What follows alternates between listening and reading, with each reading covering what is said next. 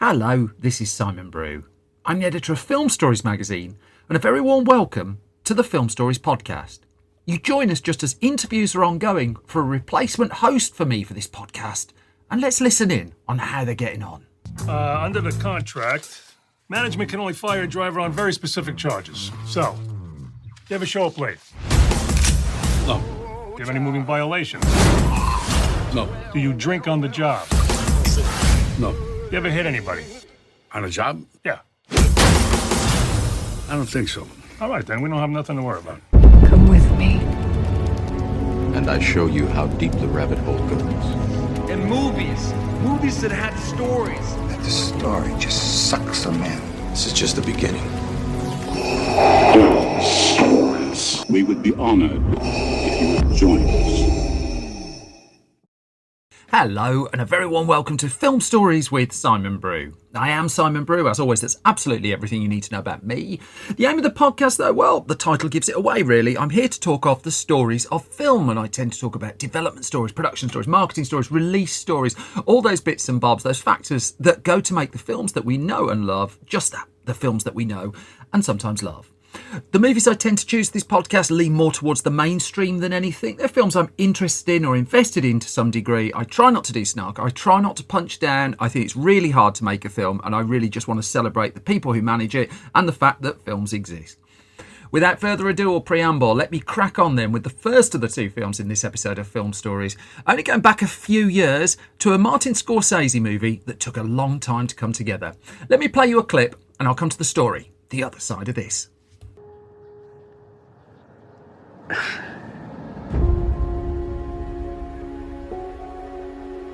Frank, I want you to meet my cousin, Russell Buffalino.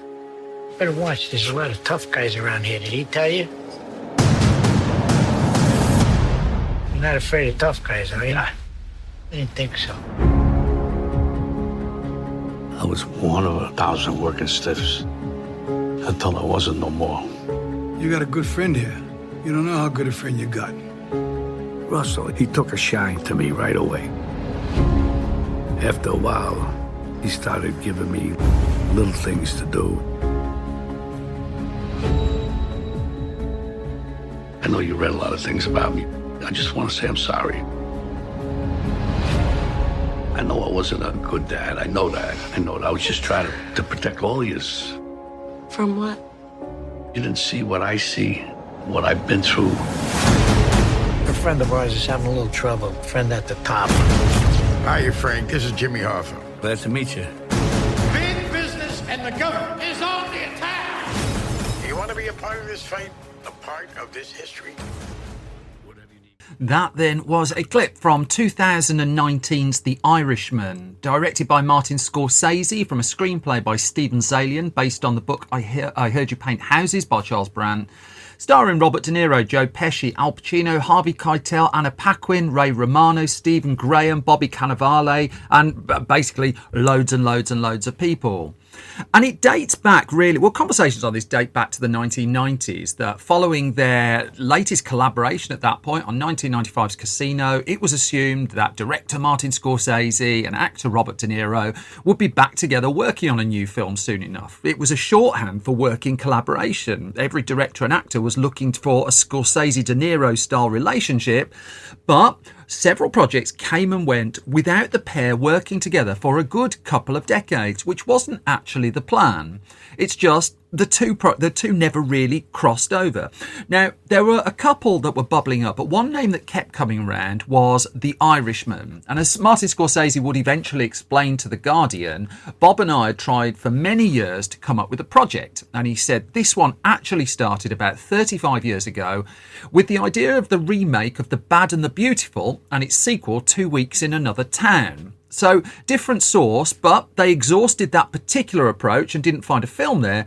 And eventually it was De Niro who came across Charles Brandt's story, I Heard You Paint Houses, and passed it on to Scorsese and said there's an amazing part for Joe Pesci in there if he wants to do it. There's one for Al Pacino, and Pacino and De Niro had worked together once or twice before. Scorsese hadn't.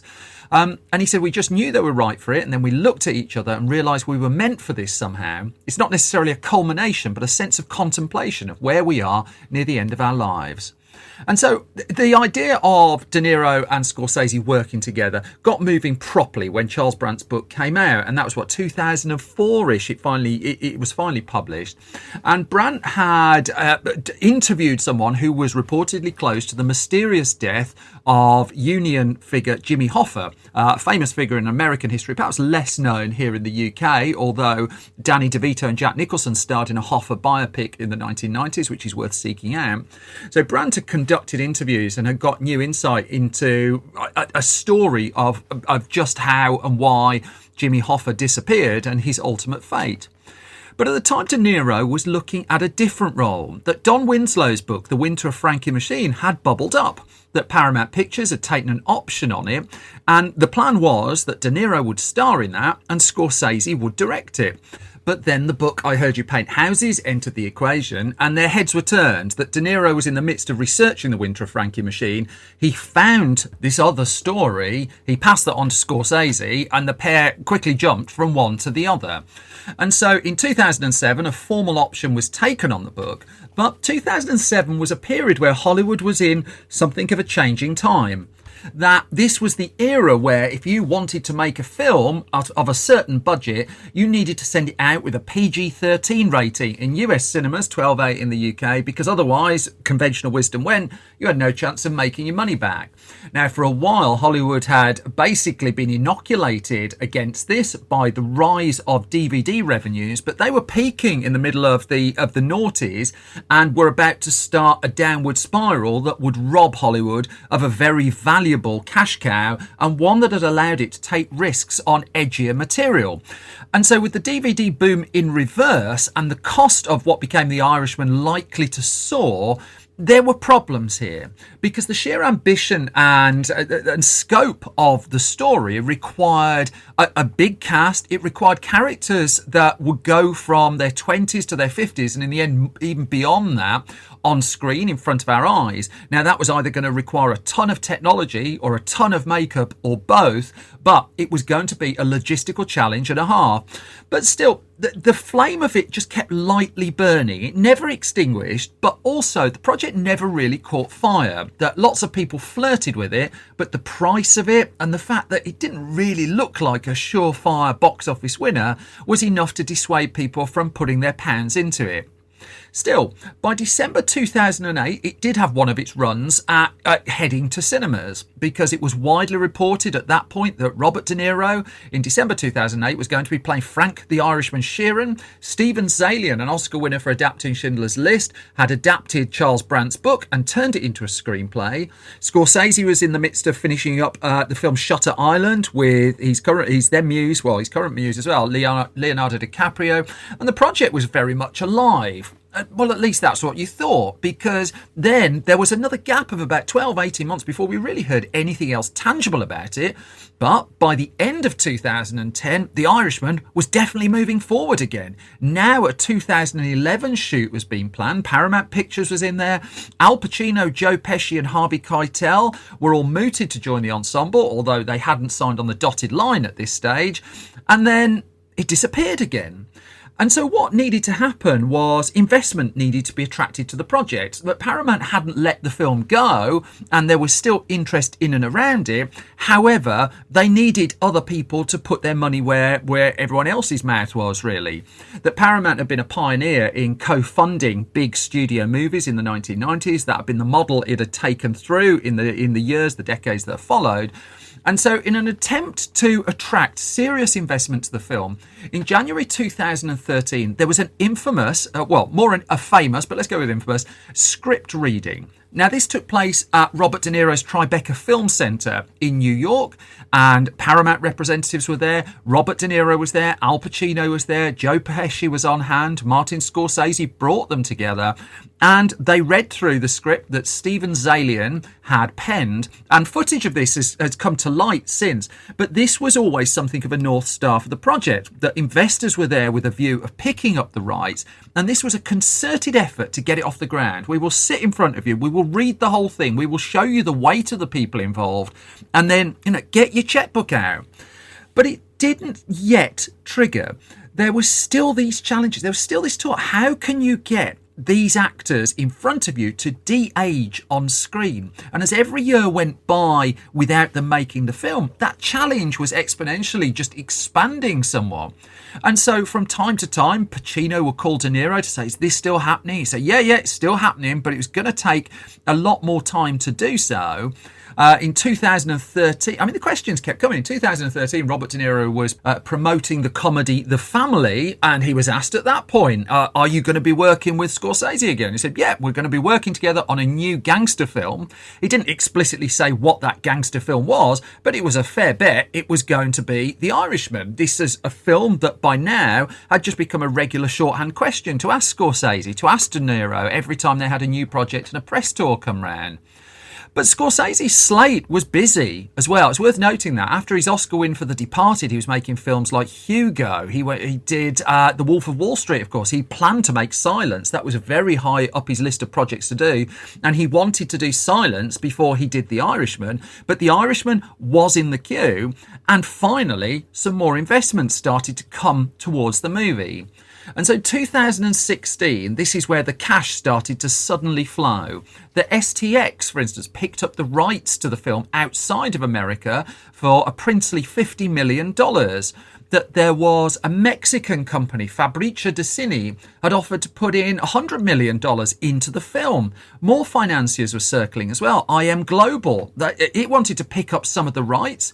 There were still Hollywood studios milling around this as well. But there were concerns. I mean, Zalian's script, I've not mentioned this yet, was long. There was no way this was going to be a short movie. We were going to talk at least 3 hours for this one. And 3-hour movies tend to be box office poison. That was some very notable exceptions, but that was still more the rule than the exception. And so at this point in 2016, it was looking like this very risky R-rated gangster film was going to cost $125 million at that stage. And so R-rated films costing $125 million, they were not breaking through in great numbers at all. And there was a genuine concern, could this ever make its money back? Now, in the midst of all of this, in 2013, a couple of years before, Scorsese had scored a huge hit with The Wolf of Wall Street. That was R-rated, that was 3 hours long, and that had given a fresh burst of momentum to this project because Scorsese had proven, we can do this, we can deliver this, it can still make a profit, it can clearly get Oscar attention, which it was widely expected, however The Irishman turned out, it would get Oscar attention, but still, who actually wanted to pay for it? Well, the answer to that in the end was not Paramount Pictures, because Paramount had partnered with Scorsese on the film Silence, which came out at the end of 2016, and the international rights were held elsewhere. But when Silence failed to perform at the box office, Paramount, well, it got the wobbles. And appreciating few people would look at the synopsis and length of Silence and suggest it was going to make an absolute fortune, the fact that it had cost $46 million to make, which is quite slim by the standards of what Scorsese put on screen, but was shown little signs of making that back at a point where Paramount's fortunes were hardly stellar at that stage, well, the studio had second thoughts, that management was changing, and was this really the kind of project it wanted to make? And so Paramount put out the feelers to Netflix. That at this stage, Netflix had turned Hollywood's head a few years previously by signing up Adam Sandler, who was then still a box office draw, to a very, very expensive, effectively golden handcuffs deal that would see him, well, pretty much exclusively making movies for Netflix. And Netflix's investment was growing. That appreciating the streaming giant was backed up by debt, it was nonetheless on a massive spending spree to try and get its foothold firmly in the movie business. And already in television, it had earned a reputation for outspending everybody else to get a project. And here it was entering the movie business and doing the same. Was it overpaying for projects? Well, that's for other people to judge, really, but it certainly wasn't shy of spending a few quid. And so with Paramount backing out of The Irishman, it looked just for a minute that the project was gone, that its moment had disappeared, and then Netflix came along. Netflix didn't just pick the project up, it agreed to pay the whole bill. There was no co-financing deal that needed to be done. Netflix would fund the lot at last. It didn't have the same expectations of box office returns as a traditional Hollywood studio. And also, it would give Scorsese creative control. But this meant, the announcement of the deal in February 2017 that came through, it sent ripples through Hollywood, because this wasn't Netflix now trying to get an Adam Sandler movie and draw an audience that way. This was a great big grenade into the Oscar race, into prestige Hollywood, into the kind of film that studios should be making but couldn't make. And so, with the money secured, Scorsese could now press forward with The Irishman as his next project. But at the point he was doing that, already work had been going on with Industrial Light and Magic, the special effects geniuses, who had been doing a VFX test to see if it was possible to digitally de-age an actor convincingly. And it had done a special test with Robert De Niro. And as the VFX supervisor on the film, Pablo Hellman, and what a job he had on his hands, well, he explained to Deadline, he said, scientifically, the first test gave us the certainty that we could pull geometry from light and textures. He said that was a kind of a proof of concept. So I had to convince a lot of people around me to come up with a production model that was fiscally responsible, that we could actually complete a movie with. Because what Hellman had discovered was, yes, it was possible to digitally de-age an actor, but also it was quite an intensive process originally. It was going to cost a lot of money, and The Irishman was going to need a lot of that work. Even though Netflix was paying and money was slightly no object, it was still a bit of an object, and so that development work was ongoing as well. Now, a couple of the core performers in the Irishman cast, of course, were with this all along. Specifically, Robert De Niro and Al Pacino were all but committed to the project. Turned out Joe Pesci wasn't. That Pesci, who'd won an Oscar for Goodfellas and was equally memorable in a supporting role in Casino, well, he'd not been acting for a long time, and he was taking some persuading to come out of retirement to officially sign on the dotted line and actually do the movie.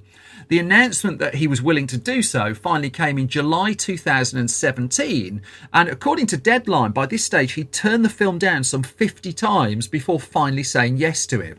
It was, as it happened, Robert De Niro who was pivotal to that he had a conversation with Pesci, and he just suggested to him, this would be the last time we'll all be able to do something like this again. It was the kind of chance they couldn't turn down, and Pesci eventually was convinced to join up. Now, to go through the hugely extensive cast for The Irishman would take a long time, but just it's worth noting that across the next couple of months in 2017, it was crewing up that Stephen Graham and Jack Huston, for instance, they joined the film in September. Gary Basaraba and Anna Paquin, they were on board in October, and the casting came for a little while, even as filming had got underway.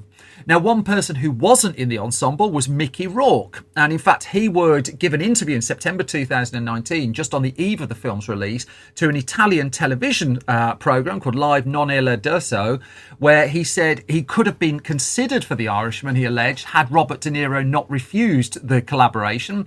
And as Mickey Rourke said, Martin Scorsese wanted to meet me for a movie with Al Pacino, Joe Pesci and Robert De Niro. The casting person told my manager that Robert De Niro said he would refuse to work with me in a movie. They'd worked together, of course, on Angel Heart many years beforehand. That aside, though, finally, The Irishman could start filming in New York City on September the 18th, 2017. It would be a very long, very intense technically shoot, as well as one that spanned many, many, many months. I mean, the physical shoot of this, just to give some idea of it, would run for over 3 months. It would have 6,000 extras at one stage. There are 200 odd characters in the story, nearly 300 locations. And it had taken over 10 years to get to the point where Scorsese could call action for the first time. But he also had lead actors, specifically De Niro, Pacino and Joe Pesci, who were in their 70s at the time of filming, and they had to convincingly portray, for all the digital trickery around them, people in their 30s and 40s. So they had posture coaches brought onto the set to teach them how to walk young, how to just adopt a gait that made them look many decades younger on screen than they would be in real life. I would suggest that there are one or two moments in the early parts of the film where that's not very convincing at all, but still there's little doubt at all that The Irishman is a technological masterclass in the midst of it all, and there's Pablo Hellman and his work at the heart of it. Because Hellman by this stage had had a couple of years to get this system in place that could de-age convincingly a bunch of old men for the purposes of the film. But Scorsese was also adamant that whatever ILM came up with to do that filming could not get in the way of the shoot itself. There was no question at all. You were going to have people dressed up in green outfits with ping pong balls all over them, as the cliche of visual effects work. And so what ILM came up with in the end, as Hellman would explain to Deadline, was something called the three-headed beast. And this was a special rig comprised of, I'm going to quote, one conventional digital camera and 2 infrared cameras, which would capture facial performance without the visual interference of shadows. And infrared cameras had never been used in this way before. Now, what this in turn meant was a massive amount of data from the camera system was acquired. And so Hellman and his team then put this through a new piece of software called Flux, which also then integrated artificial intelligence technologies to, quote, further elevate the de-aging work. There were no ping pong balls, there were no spots, there was no CG baggage per se on set, and so the actors could concentrate on getting their performances right, and Scorsese could get on with making his film. But all the time, massive amounts of data was being captured that would need to be processed and worked on through an extensive post-production period of the movie. Now, Scorsese did have a safety net with the Netflix investment on this, and he would admit that he was able to experiment more with the style of this, with the narrative style, the visual style, the length of the film. He also knew that because this was a film that was going through different eras and different decades, he could shoot each different era, each decade, in a slightly different way, with slightly different colour scheme, which he would do. The Safdie brothers, it's worth noting, would come on set and spend time watching Scorsese film The Irishman as they were putting together the film Uncut Gems, which would land roughly around the same time, and would also give Netflix significant chips in the Oscar race in the years that will follow. But in the end, The Irishman wrapped its final shots in March of 2018, that the principal photography and all the pickups, the bits that they needed were there, and this meant that post-production could begin. It is telling just how much post-production work was required on The Irishman that it was nearly 18 months before the film was complete. Now, by February 2019, with ILM still working on getting all these shots right, and in the end there were, 1,750 or so VFX shots in the movie. Put that against a Star Wars film and it stacks not far from that. Also crucial on this one is around 2.5 hours of the running time of The Irishman required visual effects work in. A gigantic undertaking, an expensive undertaking. And at one stage, Scorsese was suggesting this might be his last film. This was a very, very long haul movie, even after he'd done the bulk of the shooting of it. But still, by February 2019, as I said, Netflix was confirming the film was going to be released towards the end of 2019. And so the debate sprung up about, well, is it going to get a cinema release? Because a couple of things were happening here. Movie cinema chains were not keen on Netflix. They saw Netflix as a threat to their business, that streaming was going to stop people going to the cinema. And so why should they hasten their own demise by playing Netflix films? Netflix, for its part, had a plan that it wanted to release the film in cinemas to give it a short run ahead of its streaming release, which basically would see it's always the old traditional way of a movie was released in cinemas, but it was always said the money was made on video, and so the cinema release was treated as the trailer for that. Netflix was taking that to a further extent, really. It was trying to drive subscribers, and it knew if it put it in cinemas, it would get a much broader write-up, a much broader response from critics, get much more discussion. But also crucial for this, it knew it had to put it in cinemas to qualify for the Academy Awards, and Netflix wanted an Oscar. The other person, of course, who wanted this in cinemas was Martin Scorsese, an absolute cinema purist. There'd already been discussion and pushback about what on earth is Scorsese doing, making a film with a streaming company. And very quaint days now as we look back on it. Did he really want to make films that could be made on mobile phones? In fact, he would explicitly say during the promotion of The Irishman, please don't watch this on your phone. But that notwithstanding, cinemas were reluctant to play the film. Scorsese had been pushing for a theatrical window up to 45 days at one stage, But they agreed between them all that a 26-day theatrical window was going to be part and parcel of the release of The Irishman, but they couldn't get the vast majority of major cinema chains in the US and also in the UK to pick it up. So in the UK, Cineworld and View, for instance, ruled out showing the film because it's a streaming film. They're not giving it a full, proper theatrical run, and thus we are not going to support it. And they didn't. I think the chain that picked it up in the UK in the end was a smaller one, Real. That's certainly where I saw it, at a small Real cinema here in the West Midlands in the UK. It was a very uncomfortable chair as well. But the film was coming. I mean, there's no two ways about it. This was the only way in the end this film could get made. There were rumours springing up that the running time wasn't just 3 hours, it was edging towards 4. Those rumours would turn out to be correct. The final running time of The Irishman would be 209 minutes. So what, 3.5 hours all in. And it was scheduled to get its premiere at the New York Film Festival on September the 27th, 2019. And to call it eagerly awaited just does not do this justice at all. By this stage as well, it's worth noting that Netflix had spent a small fortune on the movie. In fact, a big fortune on the movie. The budget is said to be, I mean, no one can quite agree. The cheapest most would concede the film cost is $160 million in the end. All that extra time had added more and more cash to the budget, given the tech required to de-age the actors in it. Some estimates have put it as high as $250 million to make this movie. But Scorsese was out in force promoting it, and Netflix was spending big promoting it as well. This was its big chip in the Oscar race. And Scorsese at the press conference of the film was playing up, watching it on a big screen. He said there's no doubt that seeing a film with an audience is really important. But also he addressed the fact that it was the only way to get this going. He says there's a problem. We have to make the film. We've run out of room. And he said, in a sense, there was no room for us to make this picture for many reasons. But having the backing of a company that says you will have no interference, you can make the picture as you want, the trade-off being it streams with theatrical distribution prior to that, I figure that's a chance we take on this particular project.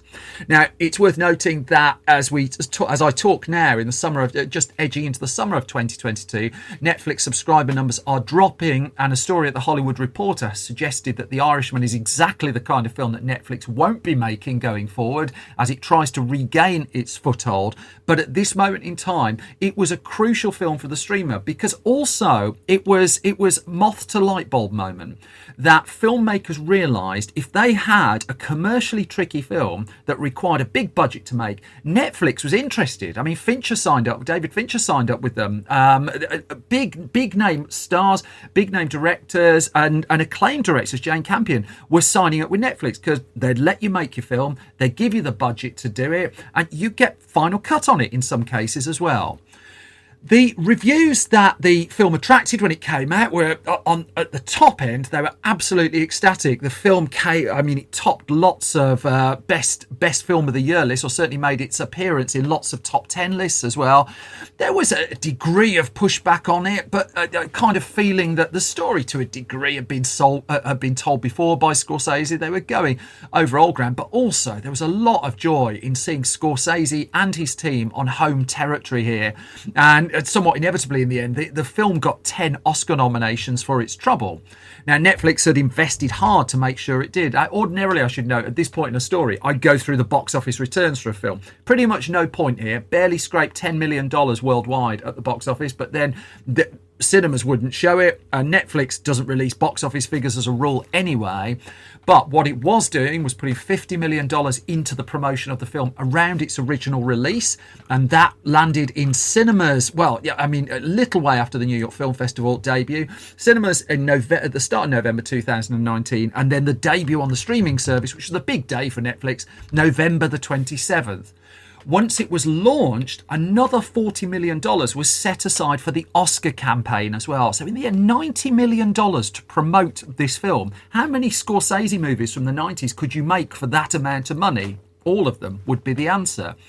And I mean, it got results. So Netflix boasted of 26 million. I mean, this is beautiful, isn't it? Netflix's way of reporting box office is just like it's a maths exam. 26 million streams watched at least 70% of its running time in its first week. I've got no idea how to take that figure, but I'll pass that on. But it was certainly one of Netflix's highest profile films, if not its highest profile film in its in that particular year. And it was attracting other people in. It was getting eyeballs to the service, and it did get all of those Oscar nominations as well. The downside for Netflix, and it had Uncut Gems running at the same time as well, was it didn't actually win those Oscars. And I don't think it's much of a secret to suggest that Netflix was very, very keen to land a Best Picture Oscar, but he's kind of struggling to do so. That the 92nd Academy Awards in the end will give the Best Picture prize to Parasite. Uncut Gems was shut out pretty much altogether, and in fact a different Netflix film, Marriage Story, was the one that was making the race for quite a while. But The Irishman will walk away pretty much empty-handed at the end of all of it. Parasite winning the prize, and the film then just settled. It would get a physical media release through the Criterion Collection about a year or so later, but Scorsese, when he then started to fund his next movie, an adaptation of Killers of the Flower Moon, starring now Leonardo DiCaprio and Robert De Niro, well, turned out even Netflix couldn't afford that one. The $200 million asking price for that has been footed for Apple. As it stands, The Irishman, in the end, was a film that took a long time to make. It was very much worth making. I enjoyed the film. But it stands at a point in Netflix history that it's hard to see it revisiting again. And for a movie that had so many false starts, it did find the exact right moment and the exact right company to get it made. And that brings me to the halfway point of this latest episode of Film Story. So I'm going to quickly do my parish notices because I'm already overrunning. If you like this podcast, 3 ways you can support it. I'm grateful for all stroke any of them. If you want to financially support us, get the podcast early, find out the gossip of what we're up to behind the scenes, go to patreon.com/Simon Brew, and thank you to everyone who supports us there. The funds that are attracted there are invested into materials for the podcast, and also I pay new and upcoming writers to write articles for the website and try and give people a break into that side of the industry. If you can subscribe to the podcast, that helps enormously. If you can ideally leave a hugely positive review, that's also just the kind of thing that helps independent podcasts like us bubble up and get noticed. I also want to give a quick plug to 2 live events and 1 new magazine. So I'm live in London here in the UK on the 23rd of June 2022. You can find ticket details there at filmstories.co.uk. You can also find early ticket details for my next show in Birmingham in the UK, which is July the 13th, 2022. And issue 34 of our print magazine, cunningly entitled Film Stories, that's just gone up for pre-order with the brilliant Doug Jones on the front cover. Can't tell you how chuffed we are to get a proper movie nerd interview with him. You can find that at store.filmstories.co.uk. But after a deep, serious Oscar epic, I'm going to go back to my immature side. Let's go back to 2008. I'm going to play you a trailer from a Kevin Smith movie, and I'll come to the story the other side of this. You don't have the rent? It's your month. Why are you always bending over backwards for that girl, knowing she ain't giving up no love? We got a good thing going, man. Why complicate that with sex? What the? What happened to the water? They shut it off. Help me get this out of my hair. Just use the water out of the toilet. There's poo in there. The back part of the toilet. I don't think we're gonna keep a roof over our heads. These are the exact circumstances people find themselves in right before they start having sex for money. What, you got an idea? We could make a porno. Not the idea I was looking for. And that's a clip from 2008, Zack and Miri Make a Porno, directed by Kevin Smith. He also wrote the script as well, starring Seth Rogen, Elizabeth Banks, Craig Robinson, Jason Mewes, Tracy Lords, Jeff Anderson, Katie Morgan, and Ricky May. And the tale of this one, well, on one hand it goes to the mid-1990s, on the other it goes to the mid-2000s. So I'm going to do that in reverse. In late 2005, Smith had a breakfast meeting with the now convicted rapist Harvey Weinstein, who had left the Miramax company where he'd made his name and had set up the Weinstein Company. Now, Smith and Weinstein had worked together for a while. The film Clerks 2 was a few weeks away from shooting at that point, and Weinstein was said to be quizzing Smith on what he wanted to do next. And so he told him that he had an idea for a film called Zack and Miri Make a Porno, but all he had was the title. Didn't matter. Weinstein snapped it up on the spot. and this was going ahead. Now, this was months after the film The 40-Year-Old Virgin had become a big summer hit, and after a lull when the American Pie saga fizzled out, on the big screen at least, bawdy comedies were very much back in fashion, and here Smith had one with, seemingly to Weinstein's ears, the perfect title. Now, in truth, going back to the mid-1990s, Smith had been noodling the idea of a comedy set in the adult film industry since around 1996. He'd had two competing ideas for that, but his career was taking off. He was doing things like Mallrats, Chasing Amy, Dogma, and his slate had been consistently packed. Now, Smith did watch The 40-Year-Old Virgin, and at this point he was taken by a supporting performance in the film. The film is acknowledged to be Steve Carell's big screen breakthrough, but Seth Rogen was the one who absolutely cracked Kevin Smith up, and he wanted to work with Seth Rogen. And so he met up with Weinstein a few days later. Now they were talking about the release strategy for Clerks 2, which was edging closer and closer to its unveiling. And Smith talks extensively about this in his book, My Boring Ass Life. And he told Weinstein that he wanted to meet this Seth Rogen bloke, that he'd watched 40-Year-Old Virgin, and that was the person he had roughly in mind to head up Zack and Miri. As it turned out, Weinstein was meeting him next over a film called Fanboys that would get made. And so, do you want to go along and meet him? Smith said yes. Rogen and Smith met up. Rogen told Smith that he was a fan. They swapped phone numbers, and that was pretty much that, at least for the time being. Because for the following year, Clerks 2 pretty much took over Kevin Smith's life. That the release of the film, the interviews, the promo, the DVD release, it was a very, very busy time. But by the spring of 2006, he was writing the script for Zack and Miri Make a Porno properly. That he no longer just had a single idea and a single title, the screenplay was coming together. At this stage, it's worth noting, Seth Rogen's star was taking off. That as Smith was writing the film, posters of Rogen were going up all around for a film called Knocked Up. Now, I've covered Knocked Up before on this podcast, directed by Judd Apatow, and it was the film that turned Seth Rogen into a global comedy movie superstar.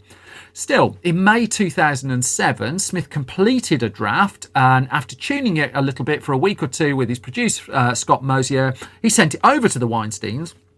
And around the same time, that same month, Smith got hold of Seth Rogen's email address and wrote to him because he got a script now. Could he possibly lure Seth Rogen to the film? And so he wrote an email to Rogen that talked about the meeting they'd had last year. Sure, you've forgotten about it all. And all of this is in Smith's book. But I've written this film. Would you be interested? He knew that Seth Rogen was promoting Knocked Up, that he had Superbad coming out not long afterwards, that Pineapple Express was being made around the same time, so that he was busy. But also he pointed out that we were looking to shoot Zack and Miri Make a Porno at the start of 2008. So there's not actually a mad rush on it. 6, 7, 8 months away at this stage. Press send on the email and just would wait for a reply. As it turned out, that reply would come within hours. And the reply from Rogen to Smith would say he's genuinely always been a fan. He told his agent when he moved to Hollywood he wanted to be in a Kevin Smith movie. And this looked like it was going somewhere. Rogen then was committed to doing his promotional duties, going around the world to promote Knocked Up. It turned into the big surprise hit of the summer. And so Smith was just like, well, is he still going to star in this film? But unbeknownst to him, Rogen had actually read the script that Smith had sent him whilst he was travelling around the world on his press tour.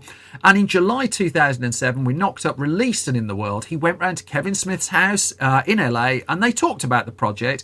And there was the feeling that, again, this is slowly moving forward. But by this stage, Smith was planning to shoot the film a little bit earlier, in November 2007. They were looking to bring it forward a little bit. There was the imminent threat of a Writers Guild of America strike as well, so lots of film productions were trying to get going as quickly as possible to offset that.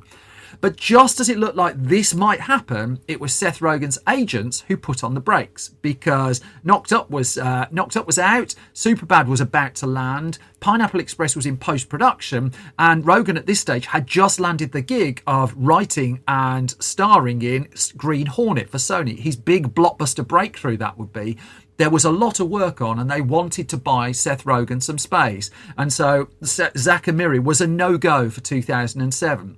Now, Smith knew and he was onto a good thing, and so he offered to wait it out. And he said, don't worry, if you need to change the film, if you need to duck out, you just tell me. But Rogen was still very much in. He just wanted the time. He appreciated Smith being willing to delay the movie so he could star in it. He also wanted to send over an idea or two on the script. Now, summer turned to autumn, and Smith was then working on his horror film Red State as well. He was going through a productive period. He'd been making television shows too. And so he could look elsewhere for various bits of the casting, as it looked like this project might be coming together. Now, if he had Seth Rogen in mind for Zack, which he clearly did, he had Rosario Dawson, who'd worked with him before, in line for the role of Miri. But Smith learned that she had landed a role in a big film as well. She was going to star in the film Eagle Eye, which was co-starring Shia LaBeouf, produced by Steven Spielberg, and the schedule of that was blatantly going to overlap. And so she was out of the film. And so with Weinstein still willing to pay for the movie and effectively a bit of a green light in place, what he didn't have was any lead actors. He got a film called Zack and Miri. He didn't have a Zack. He didn't have a Miri. And so they still needed to get moving. They still wanted to get this shot in the window that they had. They drew up a shortlist for the female lead, came up with top 5 choices, of whom Elizabeth Banks was in there. Now, her agent had actually inquired about the film, so the interest was two-way there. There was an internet rumour that suggested Jason Bateman was in line for the role of Zack at one point, which was blatantly untrue, and Smith was worried that that might put Seth Rogen off. If he'd read it, he needn't have worried, because in September 2007, things took a crucial jump forward where Rogen and Smith met up. Rogen gave him a single note, really, a single idea on the script. Smith then just crossed his fingers at that stage and hoped Zack and Miri hadn't fallen behind Green Hornet in the queue. But he hadn't, because the strike had actually worked in their favour, because the one thing they didn't want to do was launch a big blockbuster film production at a point where there was a threat of a writer's strike. So they decided to put Green Hornet back a little bit, and that gave Seth Rogen a window to shoot Zack and Miri Make a Porno after all. It wasn't going to shoot until early 2008 now. It would move to Pittsburgh, not the original location Smith had envisaged, but a little bit of rewrite work took care of that. Rogen was in. Elizabeth Banks, he talked about co-starring with her, and Smith and Rogen both agreed she would be perfect. And so with the two leads there, the offers went in. Banks met up with Smith, and they hit it off, and it all worked together. The Weinstein signed off, and by mid-November 2007, the deals were in place for the movie. Pre-production could begin that month, and the shoot was scheduled to start in January of 2008. Rehearsals then came together, starting on January the 8th in the Pittsburgh area. Smith talked around the time about how he used to do weeks of rehearsals, but over time that had whittled down a little bit. They managed to start shooting the same film in and around the same week. But this was a rarity, really, because Smith had usually been quite vocal during the production of his films. He blogged during the production of his films, a very vocal filmmaker on the internet. But in the case of Zack and Miri, he decided to keep a bit more stum on it. He deliberately decided he wanted to go about this in a slightly different way. And he'd also, in terms of the visual style of the film, had his head turned really by working in television, in particular the TV show Reaper, which he worked on the opening episode of, and the production values of Reaper. And as he told Collider, he said, by the time we go to Zack and Miri, we were ready. It was just like, all right, now it's time to compete at that normal level everyone competes at in terms of making a visually interesting movie. And he says, it took me 15, 14, 13 years to figure out, but I'm like, maybe a movie can look as good as it sounds. And his confidence in the visuals of the shooting of his films was up, whereas if you go back to some of his earlier films, he's conceded this as well, it's a lot more straightforward and a lot more basic. I think the turning point for me was around Dogma and Jay and Silent Bob Strike Back, that you can see him getting a bit more dramatic with the way that he framed his shots, and he was continuing to build on that. Now, filming would wrap in the early hours of March the 12th, 2008 on the film. And Smith, as always, was editing as he went along. That's his modus operandi. But there was a quiet confidence growing around the movie. It had cost, $24 million to make. So that's quite expensive if compared to Smith's other films. But that people had their eye on the box office returns of films like The 40-Year-Old Virgin that are completely broken out.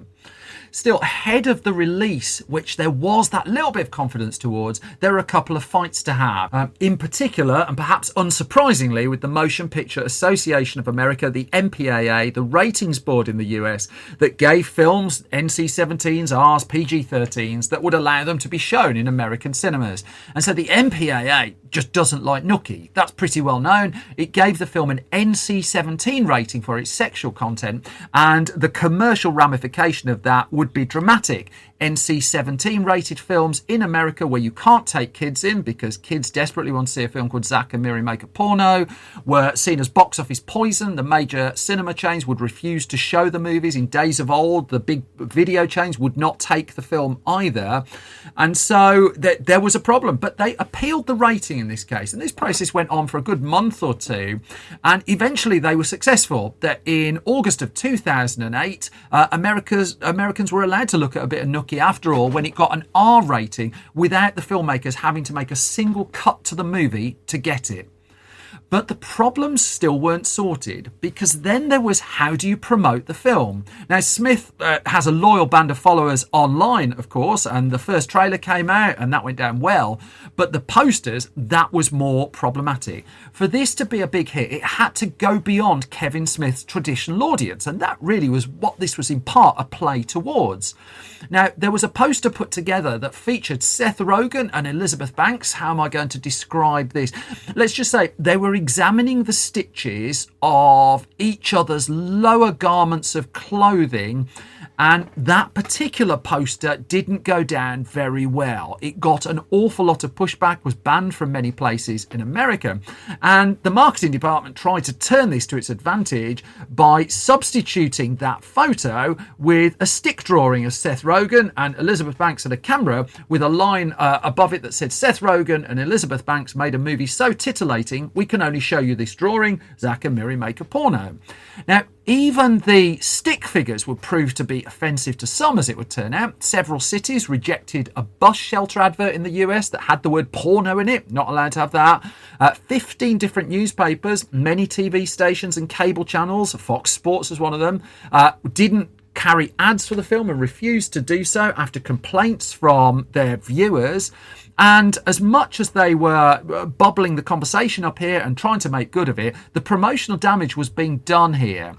Now, Kevin Smith would push back heavily against it. I mean, as he would say on an episode of his own podcast, the Smodcast, he said, "It's not like we're running commercials during Hannah Montana. It's an R-rated movie. If you're going to come out against this one, come out against every R-rated movie that has a poster in public," he argued. And he said, use your heads. He said his producer, Scott Mosier, summed the situation up pretty well when he said, "At a certain point, we have to stop treating everybody like they're," I can't read that, clucking stupid. Still, the promotional campaign went on. There was one more hiccup in the midst of it all, and that's that a distribution deal fairly late in the day between the Weinstein Company and MGM fell apart. Now, this was about a month or so before. It affected 7 films that the Weinstein Company was making, and that meant Zack and Miri Make a Porno was going to be released into cinemas and distributed directly by the Weinstein Company, one of its first films that it did so with, and that it didn't have the clout of MGM behind it. Now, there was still, in Smith's mind, the commitment that the Weinstein Company would spend to promote this, around £30 million as promised. That's what Weinstein would argue was spent promoting the movie. But this release date was in October the 31st, 2008, after a premiere at the Toronto International Film Festival at the start of September 2008. And there was a feeling, could this do $50-60 million? Could this break Kevin Smith's films through to the mainstream? That even though the conservative networks were immensely troubled by the film and by its title, there's no question that its profile was growing. And Smith himself would admit, and he's talked about this in retrospect as well, that he was getting a little bit more confident of this. They felt this one might work, and that it just needed the release to go well, and they were away. The release didn't go well. Now, inevitably, when this went before critics, there was quite a lot of pushback. That it was noted that the R rating was getting a significant workout, but also there was some degree of surprise. I'm not sure it should be a surprise that the film was actually quite innately sweet. in the midst of it all. Now, I'm a fan of Zack and Miri Make a Porno. I think it's a funny film. I think it's a crude film, but I do think it's a human and sweet one as well. And so the reviews actually weren't bad. I mean, they weren't off the chart, but in the scale of bawdy American comedies at the time, they were coming in pretty good, and there was no sign from reading them that there was big trouble ahead. Now, Smith has told a story about getting the box office updates for that weekend of October the 31st, 2008. And they needed really to get 10 million a day to get a $30 million opening weekend over the Friday, Saturday, Sunday of the weekend. And the game was up very, very quickly. He was getting the call in that was getting 3-4 million. It was falling a long way short of what they'd hoped for and realistically what they'd expected as well. Now, the opening weekend on paper doesn't look particularly shabby. $10 million. It opened in second place. It was beaten by High School Musical 3 Senior Year in its second week. Saw 5 was around the charts on its second week as well. Clint Eastwood's Changeling was on its second week. That was at number 4. The other new release that week was a horror film called The Haunting of Molly Hartley that I think has pretty much fallen into obscurity. And films such as Beverly Hills Chihuahua, The Secret Life of Bees, Max Payne, Eagle Eye was there, Pride and Glory. I mean, not intense competition, really. And Zack and Miri, I mean, there was no way around it. When the second weekend results came through, it had fallen and it dropped again. And in fact, Role Models, an absolutely terrific, I think, crude Hollywood comedy, came out the following week, and that didn't help either. But this one stung. And by the time Zack and Miri had found its way out of cinemas, it had done 31 million in the US. So it had done not a million miles shy of what Kevin Smith films had been doing already. It hadn't found the new audience, really. Another $11 million overseas, a worldwide take of $42 million. It wasn't leaving red ink everywhere, but it was clearly below what had been hoped for and expected. And in fact, as Kevin Smith would tell the Huffington Post, I was depressed. He said, I wanted that movie to do so much better. He said, I'm sitting there thinking, that's it. I'm gone. I'm out. The movie didn't do well and I killed Seth Rogen's career. He said, this dude was on a roll until he got in with the likes of me. I'm a career killer. Judd Apatow's going to be and not happy, and the whole internet's going to be, I'm really struggling to read this, not happy. And he said the only reason they like me anymore is because I was involved with Seth, and now I clucking ruin that. And Smith would take this one hard. I mean, he would stop working for a couple of months in the aftermath of its box office disappointment. He stopped blogging for nearly 6 months, really. And in fact, he didn't ever really blog with the same level of intensity afterwards either. It would also mark the start of the long working relationship between Smith and Harvey Weinstein, that the commercial failure of the film had hit Weinstein, but also Smith felt the allegation was that he felt he'd been promised things promotionally and commitments that hadn't been hit. Weinstein suggested they did, but they were going their separate ways. Now, what eventually happened is Smith pulled himself back up, and for his next gig, he took a left field choice. He took a studio project. For the first time, he was directing a film with a movie star, with a studio, and from someone else's script. That was originally called A Couple of Dicks. It would eventually be called Cop Out, and he'd make that film with Bruce Willis and Tracy Morgan, and that would not be a happy experience. It would be fair to say he had far more fun shooting Zack and Miri Make a Porno than he did Cop Out. And I asked Kevin Smith about it. About the making of Cop Out and why he chose that, and he says it just came along at the right time after Zack and Miri kind of fizzled out at 31 million or whatever it was in the States. He said it did do insane business for a Kevin Smith movie, it just didn't climb the Apatowian heights that everyone was hoping for. And there was the rub, really. Judd Apatow's movies as director and producer had changed the level of expectation for what a film such as Zack and Miri Make a Porno could and should have done, and when it didn't match it, this film that comfortably in the end broke even, continues to be watched, would be ranked as a disappointment. Whether it was or wasn't, it's up to you, really. Do you like the film? Does it make you laugh? I do. I quite like it. Smith, he wouldn't really go near anything quite like that again. His career's gone off in a different direction. I think he would happily concede that as well. He would at one stage retire from filmmaking. He would then rebuild. And in fact, he would move on to the horror film Red State, which I covered in a previous episode of the podcast. And what a dramatic about turn that would be. Which brings me to the end of this latest episode of Film Stories. And as always, thank you for listening and thank you for your time. If I've not bored you completely, you can get more from me on Twitter at Simon Brew. You can get more from the entire Film Stories project at Film Stories Pod. If you go to store.filmstories.co.uk, you can find all of our magazines. There are lots of them now. Loads of back issues as well. You can find our Sneakers Blu-ray for those of you in the UK with special extras that we've put together. If you go to filmstories.co.uk, that's updated every weekday with movie news, reviews, features and all sorts of nerdy stuff in there as well. We're at facebook.com/filmstoriesonline, youtube.com/filmstories, and I think that's pretty much it. All that's left for me to say is you all look after yourselves and you all take care. I'm going to be back soon with another bunch of film stories. Until then, you all look after yourself. Bye bye.